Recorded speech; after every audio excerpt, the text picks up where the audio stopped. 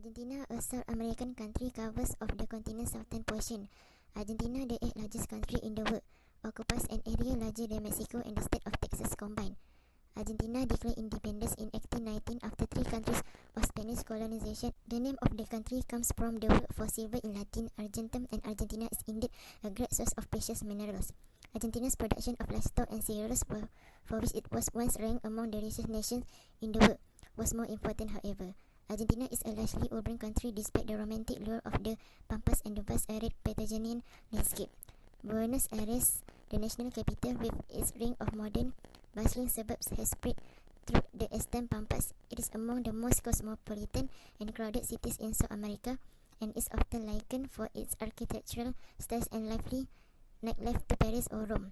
The official language used in Argentina is Spanish.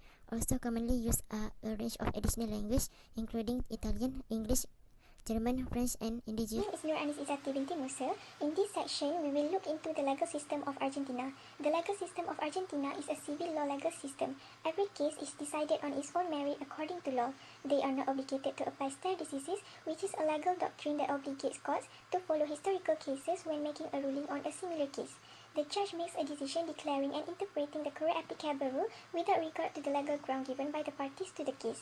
The civil code forms the foundation of the civil law system. It is necessary for judicial and political reasons.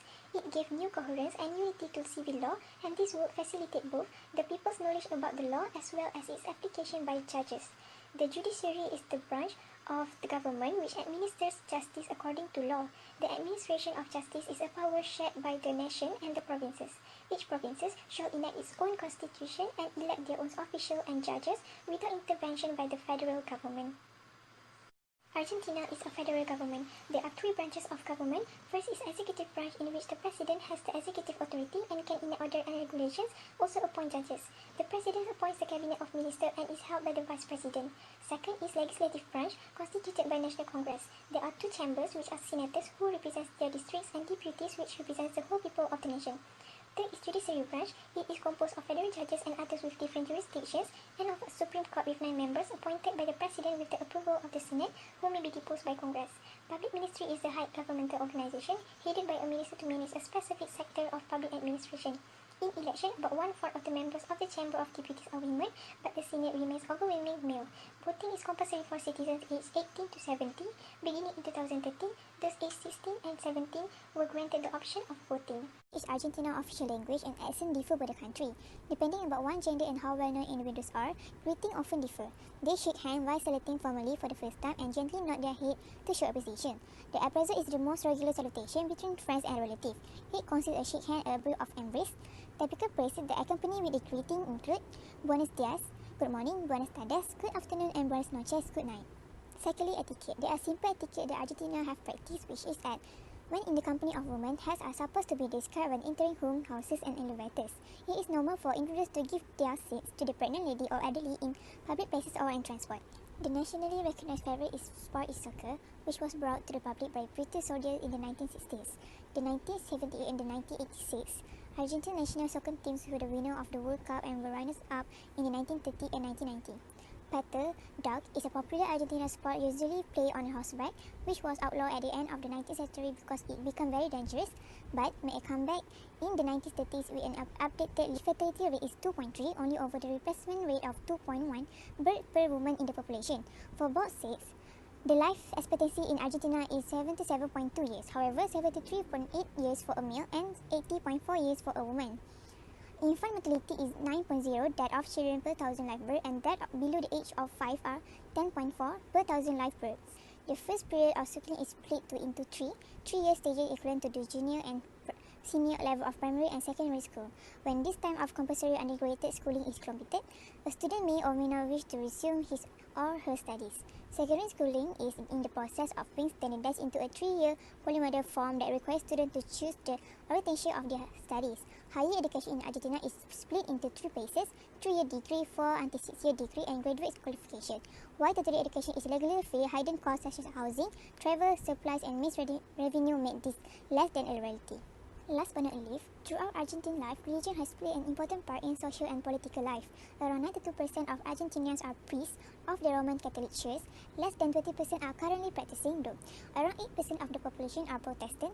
The Muslim and Jewish minorities are very limited. Current projections, by the end of 2020, the population of Argentina will reach 45.2 million people and will surpass 50 million by 2033. In 2079, the Argentine population will reach its peak population of 57.94 million and then decline slowly afterwards. The population of Argentina is increasing at a rate of 0.93%.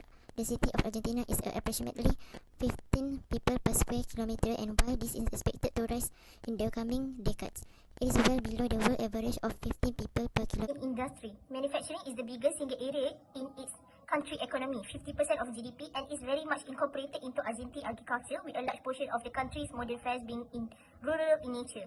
Argentina's car industry created large number of engine vehicles and traded more than half, for the most part, to Brazil, which does send out to some degree bigger number to Argentina. Argentina's homegrown new auto market arrived at a high record. Beverages are another huge area, and Argentina has for some time been among the best 5 wine delivering nations on the planet, larger overwhelmed wine creation, and today leads by almost 2 billion liters every year to wine. The significance of manufacturing in the economy of Argentina and different nations is estimated as the worth aided of assembling as percent of GDP. Manufacturing is important for the modern area of the company. Argentina's economy, which is one of the most impressive in the local, is subject to the administration and manufacturing. Argentina is an agricultural nation. It is the second biggest public economy in South America behind Brazil.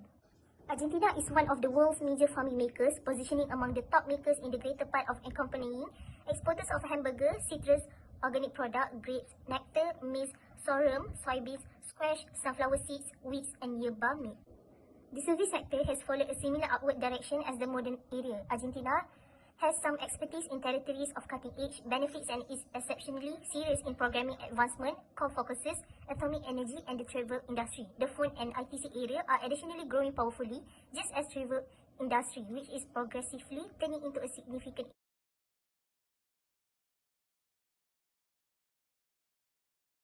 The World Bank characterized as a high-income country as one with a gross national income per capita more than $12,056. Developed countries are generally delegated as high-income countries. As of November 2020, 77 nations and regions are classified by the World Bank as high-income countries. It includes Argentina, which ranked at top 9 of higher-income countries 2020. In 2019, Argentina exported $77.7 billion and imported $67.9 billion, bringing about a positive trade balance of $9.8 billion. In 2015, Argentina's biggest export sector was intermediate goods, with 43.64% of total exports. Argentina exported 3,391 unique items in 2015. Argentina poses has clear relative preferences in agriculture, as the country is enriched with a vast amount of highly fertile land. There are GDP by sector contribution from Argentina, such as agriculture, forestry and fishing, mining, manufacturing, construction, commerce and tourism, transportation, communication and utilities, and also from business, social and other services.